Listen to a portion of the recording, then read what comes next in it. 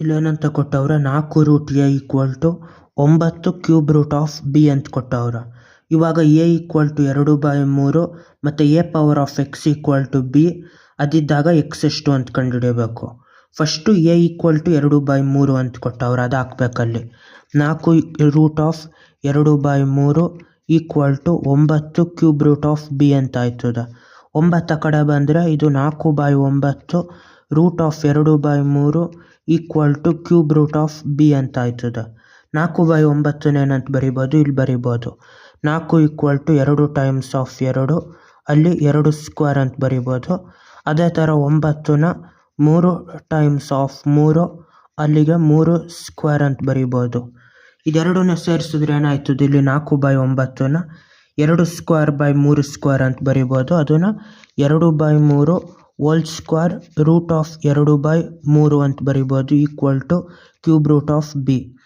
ಈ root of 2/3ನ ಇಲ್ಲೂ whole power of ಏನಂತ ಬರಿಬೋದು, ಹಾಫ್ ಅಂತ ಬರಿಬೋದು.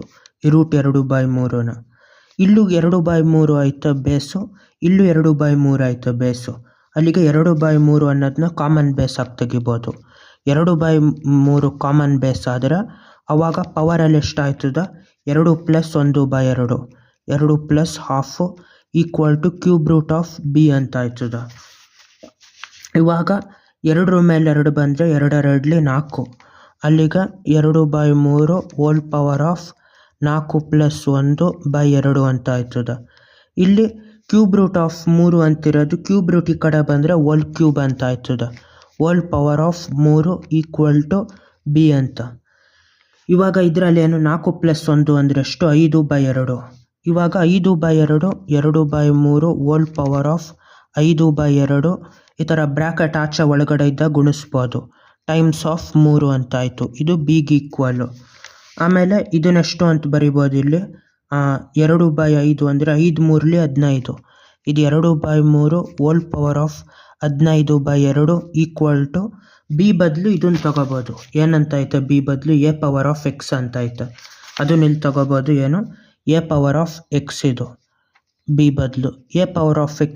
a ಅಂದರೆ ಏನು ತಗೊಂಡಿದ್ದು ಆವಾಗಲೇ 2/3 ಅದುವೆ. ಇದನ್ನು 2/3 whole power of 15/2 = 2/3 whole power of x. a ಬದಲು 2/3 ಅಂತ ತಗೋಬೋದು, ಅಲ್ಲಿ ಕೊಟ್ಟಿರೋ ಥರನೇ. a ಅಂದರೆ 2/3, ಇಲ್ಲೂ ಬೇಸ್ 2/3, ಇಲ್ಲೂ ಬೇಸ್ 2/3 ಆದಾಗ ಪವರ್ ಈಕ್ವಲ್ ಆಯ್ತದ. ಅಲ್ಲಿ x = 15/2 ತನಕ ಆಯ್ತದ. ಬಾಯ್.